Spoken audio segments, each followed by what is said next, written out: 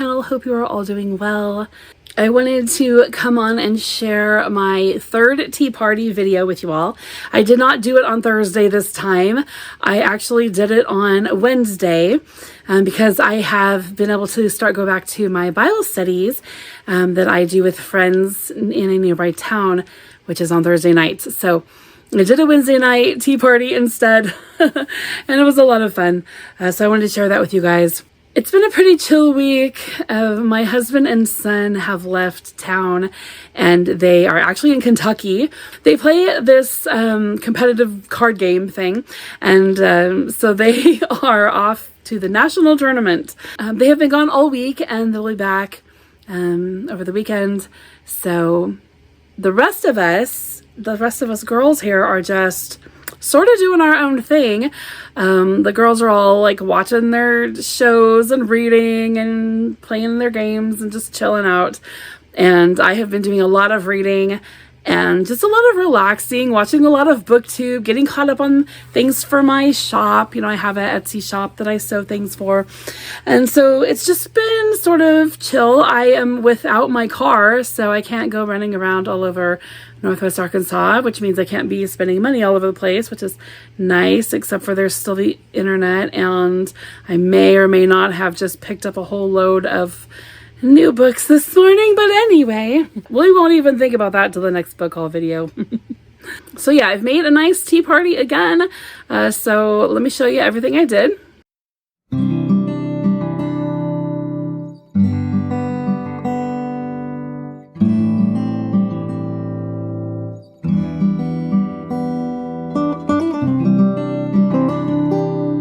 So here is my tea tray for tonight.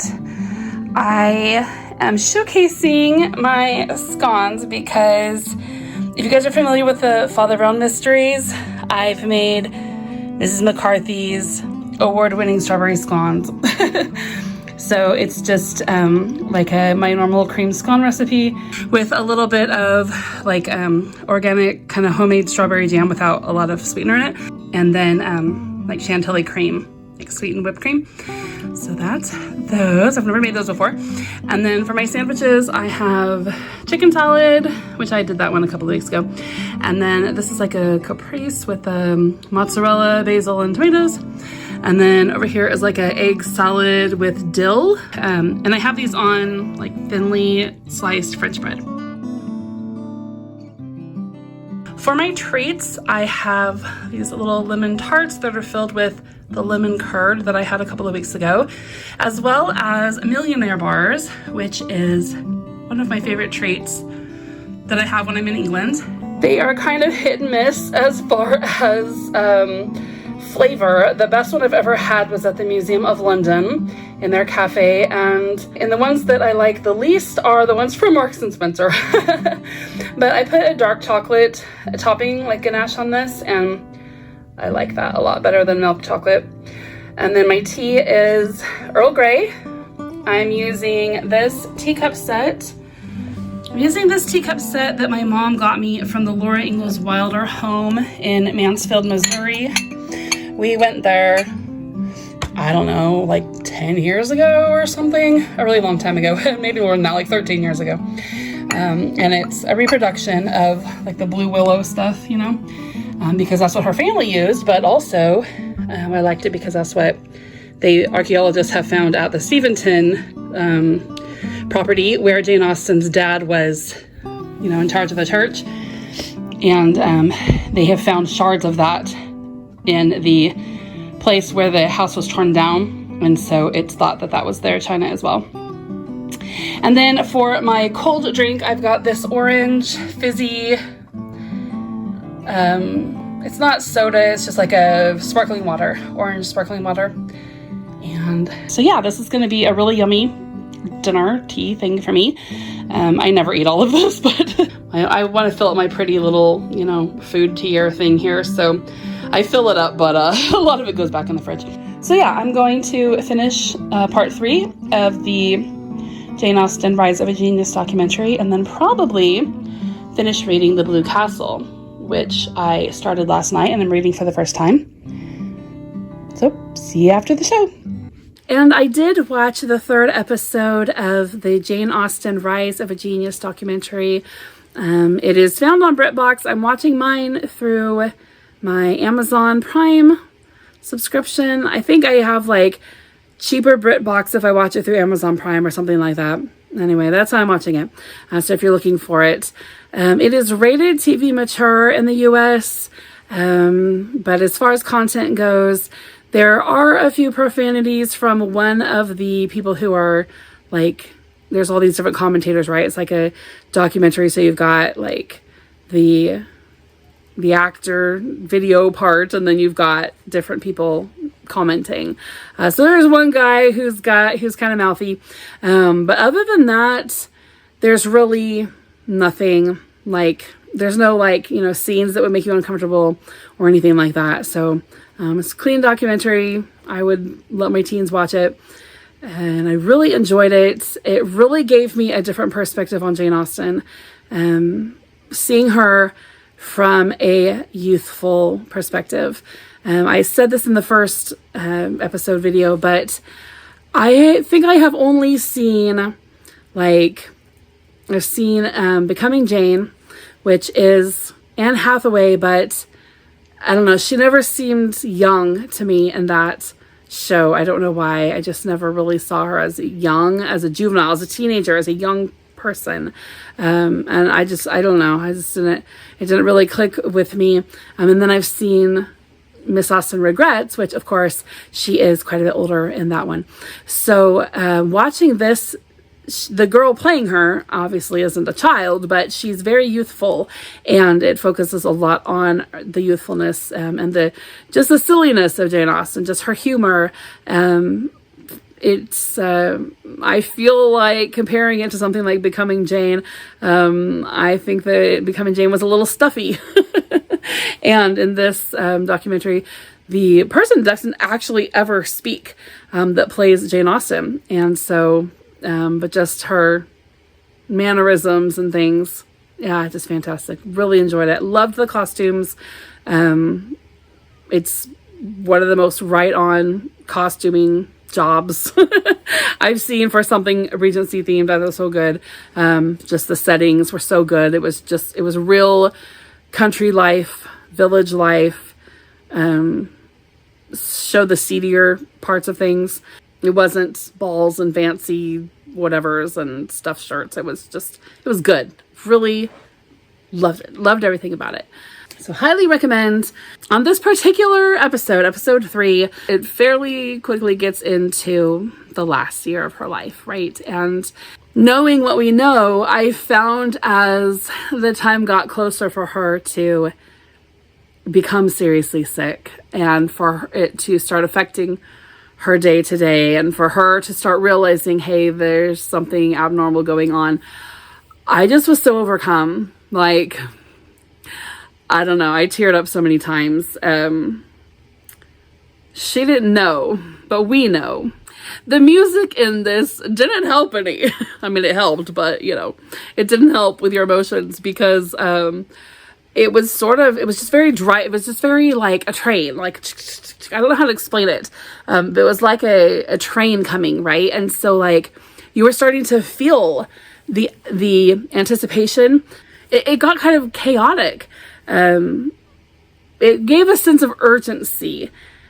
She's running out of time. She's running out of time. She's running out of time. And that's just all I could think of as I listened to this music. She's running out of time. She doesn't even know it. You know, like, it just, I don't know, just that whole thought. I was just so overcome by the fact that she had so many plans, right? She had so many ideas, and she was just getting going. I mean, you know, by the time she got to Persuasion, I mean, that is like, nothing's a masterpiece. You compare that to earlier novels, and you can see the difference between the juvenile writing style and the mature voice. And that's at 40, right? She was just at the peak, at the height of it all. And just knowing she's running out of time, she's running out of time. Like, it was so much. I was just emotionally overcome. I really was. Something that you need to know, I've got all my notes on a napkin. Something that you need to know, that this documentary will give you spoilers on all of the books. So it goes into the books it goes into the details of the books because they are paralleling events in her life with the books that she wrote and making connections between things she was going through and things she allowed her characters to go through. And so you will get spoilers on all of the books. If you've not read them, you don't want spoilers, maybe just kind of set this aside in your watch later. But yeah, I definitely noticed that, how I was glad that I'd read everything, right? Because they spoiled everything. And then finally, my thoughts about the letters. So after, at the very end of the documentary, kind of fast forwards to Cassandra, Jane's sister's elderly years, and how before she passes away, she burns thousands of letters. It's thought to be thousands of letters. And some of the people were saying what a tragedy that was, right? And I've heard people say that it's such a tragedy. She had no right to do that. How can we know who she was? She didn't leave behind any diaries. She didn't leave behind hardly anything. How can we know? Well, for one, how could they know that Jane Austen, was going to be as popular as she is over 200 years later? Nobody could have anticipated that. Nobody could have imagined the legacy that she was actually going to leave, right? Jane Austen is just gaining steam, right? She's not going anywhere. But nobody knew that. But on top of that, even if they did, that was their right to burn those letters.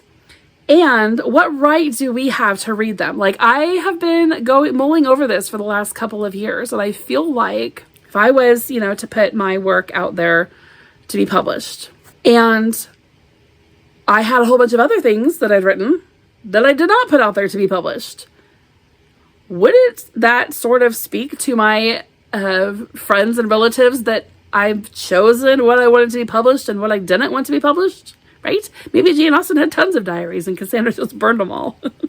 I feel like she's the only one who has a right to say what should be published, and she even does address this. Where did I read that? She does actually address this in something. I'm trying to think of what of her novels I've read lately. Maybe it's Persuasion. I'm going to go get it and see. Hold on. All right. Yeah, here we go. In Persuasion, Anne finds a letter. She reads it. It says, Anne could not immediately get over the shock and mortification of finding such words applied to the person she read the letter about. She was obliged to recollect that her seeing the letter was a violation of the laws of honor, that no one ought to be judged or to be known by such testimonies. She tells us how she feels about it. I've often wondered what she would think about us reading her letters, but here is our reprimand, right? It violates the laws of honor because nobody should be judged by a personal letter. And I've just really struggled with that. I do have a collection of her letters, but I've not read it in quite a few years just because I've been going over this. Is that even okay? If she didn't put them out there and Cassandra burned a ton of them, I feel like if we really love and respect her, we should be reading her letters. I don't know. Actually, I do know. I'm probably not going to read her letters. I'm probably not going to. Because I will tell you what, and I've said this before too, when I read Jane Austen's letters, I do not like her. She's mean. When I read her letters, I realize, wow, she is not someone I would want to hang around. Because she's just mean. She's rude. It's nasty. But she also did not put those out there. She didn't give her permission for any of us to even read those, let alone the things Cassandra burned. So, I don't know. I don't think we have a right to read what she didn't approve for publication, but that's just me. So those are my thoughts. I totally love that documentary. It was really good. I'm really glad that I watched it. I had chosen to watch that because it's one of the prompts for Jane Austen July to watch something, Jane related that's not an adaptation. So I'll probably see if it's on DVD somewhere that, sells a DVD that I can play here in the US and keep it because I love it. Add it to my collection. I hope you guys enjoyed this video. I hope you guys enjoyed my little tea party. I've had good feedback on the tea parties and I'm enjoying them. So I don't know, maybe I will let them go past July. I don't know if they'll be as elaborate though after Jane Austen July, because that takes a lot of work, man. I worked for hours on that. I'm working for hours on these tea parties, but it's fun. It's fine. So I was even thinking, I wanted to open up a Substack, and I was thinking about putting some of the recipes on a Substack. Are you into Substack? Is that a thing? I've heard a few of my favorite booktubers talking about being on Substack. So if that's something that y'all would, if not, if there's some different platform that is the thing right now, then let me know, because I had a blog I still have it, but I never post on it. But I was a very active blogger, actually professionally, worked with tons of different brands for a good 10 years or so over on Blogger, like a Google thing. So that's probably not all that popular anymore. Anyway, let me know what you guys like to read, your favorite sort of bloggy-ish stuff. If Substack is a good option, I'll do that. Hope everybody's doing well, and I will see y'all soon. Bye-bye.